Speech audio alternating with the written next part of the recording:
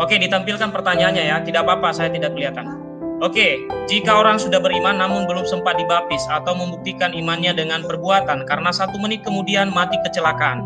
Pertanyaannya, orang beriman ini ketika selama hidupnya apa yang dia buat? Ya, dia beriman. Berarti kan tadi saya sudah mengatakan iman itu ya selalu bersamaan dengan perbuatan. Oke? Nah, lalu dia beriman, ya, dia tidak membuktikan di perbuatannya. Saya pikir kalau tidak membuktikan berarti kan perbuatan jahat dong, ya kan? Saya kurang tahu maksudnya di sini membuktikan itu seperti perbuatan jahat atau baik. Harus diperjelas sih pertanyaannya. Jadi ketika dia berbuat itu membuktikan perbuatan jahatnya atau perbuatan baiknya. Tapi saya mencoba dua-duanya ya. Mungkin dia buktikan imannya, dia beriman tapi dia buktikan dalam perbuatan jahat. Ya otomatis seperti yang saya selalu tegaskan tadi, di dalam pengadilan terakhir, penghakiman terakhir, kan jelas tadi yang ditanya apa, ya kan? Nah, kalau dia berbuat baik, kan dia beriman, lalu dia melakukan perbuatan baik, lalu dia belum sempat dibaptis. Nah, di dalam gereja Katolik ada makan kalau kematian itu kan, jadi ada kerinduan untuk menjadi pengikut Yesus melalui baptisan atau melalui hal lain. Ya, terima kasih. Pak Degi, saya bantu sedikit. Mungkin yang dimaksudkan oleh Pak Tobito itu tadi begini loh. Ketika dia sudah percaya, lalu seketika dia meninggal gitu loh. Nah, apa masuk surga atau tidak? Jawab aja masuk atau tidak, itu aja. Dia sudah percaya Yesus lalu mati seketika, masuk surga atau tidak enggak? Gitu. Itu ya pertanyaannya, gampang sekali. Dibuka Pak, dibuka ininya Pak. Ya. Pertanyaannya Pak, harus detail Pak. Ya. Dia percaya itu sudah dibaptis, ya sudah dibaptis atau dia masih berencana? Makanya saya katakan tadi kerinduan itu tadi. Ya. Tadi di situ jadi, itu dari pertanyaan itu tadi dari Pak Tonito itu dia sudah percaya sudah dibaptis lalu meninggal. Apakah itu karena nggak sempat melakukan perbuatan baik masuk surga gak itu? Nah pertanyaannya Pak, dia bertobat. Nah pertanyaannya saya sudah jelaskan tadi, ada dosa yang bisa diampuni, ada dosa yang tidak bisa diampuni, Pak. Ya kan? Oke. Nah, dosa yang tidak bisa diampuni, ya harus melalui pengadilan pribadi, meskipun dia sudah percaya.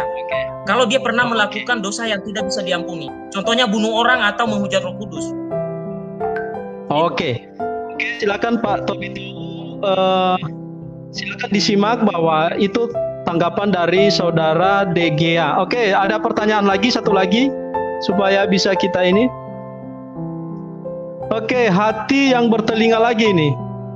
Dai apa ini? Dai lama ya. Ini. Apakah orang sudah beriman sudah pasti selamat tanpa perbuatan? Apakah sudah jaminan orang beriman diselamatkan sedangkan perbuatannya jahat? Oke, silakan di saudara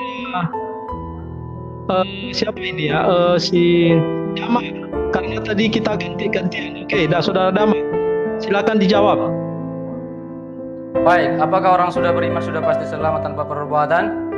Untuk memperoleh keselamatan itu hanya dengan iman, karena Yohanes pasal 16 ayat yang ke-6, Yohanes pasal 14 ayat 6, bahwa melalui Yesus Kristus satu-satunya jalan untuk masuk surga dengan percaya kepadanya.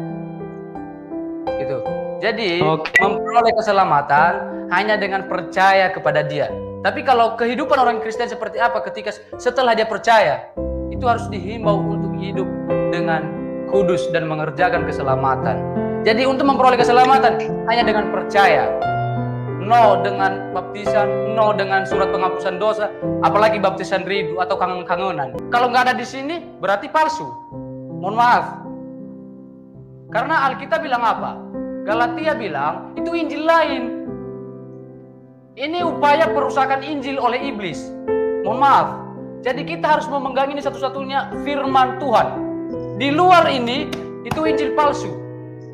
Jadi, Bapak, Ibu, Saudara-saudara yang terkasih, dimanapun Anda berada, menonton ini kapanpun, Anda baca ini dari Kejadian sampai Wahyu, Anda tidak dapat baptisan bayi. Tidak ada indikasi dalam Alkitab baptisan bayi. Karena Alkitab mencatat mereka keluar dari air.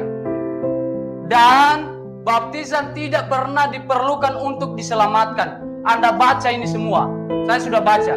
Tapi saya tidak mendapatkan baptisan bayi. Walaupun tulisan-tulisan atau orang-orang yang meyakinkan baptisan bayi bahwa ada keluarga yang dibaptis. Belum tentu. Di situ di konteksnya nggak ada bayi. Kita lihat secara literalnya. Atau ada yang bilang Allah mengasihi anak-anak. Yes, tapi tidak dengan membaptis. Baptisan bayi tidak alkitabiah. Itu Injil lain. Saya tekankan itu di luar Injil. Kalau saya, makanya saya bilang adalah saya seorang fundamental yang kembali kepada dasar Alkitab. Satu-satunya firman Tuhan yang diakui oleh Yesus Kristus hanya tanah, Taurat, Nabium, dan Ketubim. Di luar itu bukanlah firman Tuhan. Jadi kalau saya bilang, bukan mengolok-olok Pak, mohon maaf. Itu Injil palsu ya palsu, karena nggak ada di sini.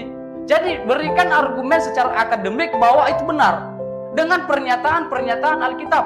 Seperti yang saya katakan bahwa baptisan bayi bukan enggak alkitabiah, tidak tertulis dalam Alkitab, itu saya bisa tunjukkan dengan tidak ada ayat. Jadi kita baca di dalam Galatia pasal 2 tentang memperoleh keselamatan. Ini akan sekaligus menjadi renungan bagi Bapak Ibu dan siapapun, bahwa di dalam Galatia pasal 2 ayat yang 16, kamu tahu bahwa tidak seorang pun yang dibenarkan oleh karena melakukan hukum Taurat, tetapi hanya oleh karena iman dalam Kristus Yesus. Sebab itu kami pun telah percaya kepada Kristus Yesus, supaya kami dibenarkan oleh karena iman dalam Kristus, dan bukan oleh karena melakukan hukum Taurat. Sebab tidak ada seorang pun yang dibenarkan oleh karena melakukan hukum Taurat. Ibrani pasal 9 dikatakan bahwa Ibrani pasal 10 ayat 1, hukum Taurat hanya bayangan, bukan keselamatan. Jadi baptisan itu melambangkan kematian, penguburan, dan kebangkitan Yesus Kristus. Jadi orang-orang yang melambangkan baptisan adalah orang-orang yang telah bertobat dan percaya kepada Tuhan Yesus. Bukan Oke.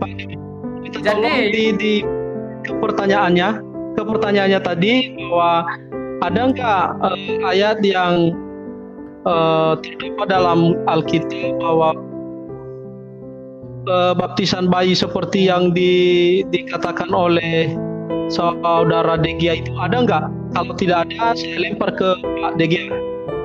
Jadi saya akan nanti dia jawab. Coba tunjukkan satu ayat saja yang secara literal baptiso anak, karena ini anak.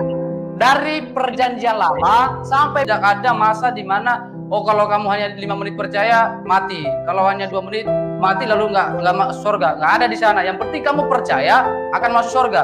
Karena Galatia pasal 2 ayat 16 dicatat bahwa kamu tahu bahwa tidak ada seorang pun yang dibenarkan karena perbuatan atau karena melakukan hukum Taurat. Ingat, tidak ada seorang pun yang dibenarkan karena melakukan hukum Taurat. Itu di dalam Galatia pasal 2 ayat 16. Di dalam Titus pasal 3 ayat 5, diselamatkan bukan karena perbuatan. Jadi orang yang percaya lalu 5 menit ke depan meninggal, masuk surga nggak? Masuk. Ini tegas. Jadi keyakinan iman itu ada, harus gitu. Percaya sekarang, setelah 5 menit meninggal, masuk surga, masuk surga. Jadi saya akan sedikit melemparkan sebuah sanggahan, mohon maaf.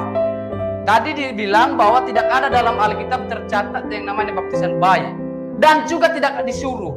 Ingat, tidak disuruh. Jadi tidak disuruh. Berarti kalau tidak disuruh, seenaknya dong berbuat sesuatu. Kan saudara bilang bisa melakukan baptisan sekarang tidak disuruh. Ya udah, berarti saya buat yang lain. Jadi sedangkan baptisan orang percaya diperintahkan. Jadi demikian. Tadi saya rasa bilang semua orang. Oke, Pak Moderator, mohon bentar. Dikatakan tadi bahwa untuk semua orang di dalam Kisah Para Rasul pasal 9, semua orang Tuhan dikasih. Berarti semua orang termasuk non-Kristen. Semua orang dong, termasuk non-Kristen, diselamatkan.